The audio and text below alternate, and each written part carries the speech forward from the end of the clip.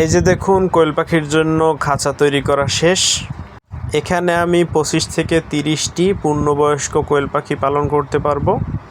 এটার স্ট্রাকচারটি 2টি খাঁচার জন্য, তবে আমি উপরেরটা কমপ্লিট করছি, অর্থাৎ একটি কমপ্লিট করেছি।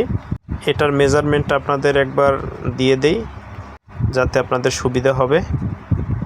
আমি এটা লম্বায় দিয়েছি 3 ফিট, নিচে দিয়েছি পাইপ কেটে একটা খাবারের পাত্র, আর এপাশে দিয়েছি 2 ফিট, আর এটার উচ্চতা হচ্ছে 2 ফিট। আর নিচের যে বাড়তি অংশ এখানে আমি 2.5 ফিট রেখেছি, অর্থাৎ 6 ইঞ্চি বাড়তি রয়েছে। আর এই যে পাশে পাশে এগুলো দিয়েছি আমি পানি খাবার পাত্র।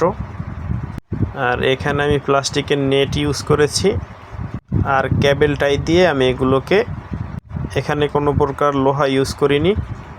উপরের নেটটি একটু বড় ফাঁকা, এবং পাখিগুলো যেটার উপরে হাঁটবে সেগুলো একদম 0 সাইজ ফাঁকা।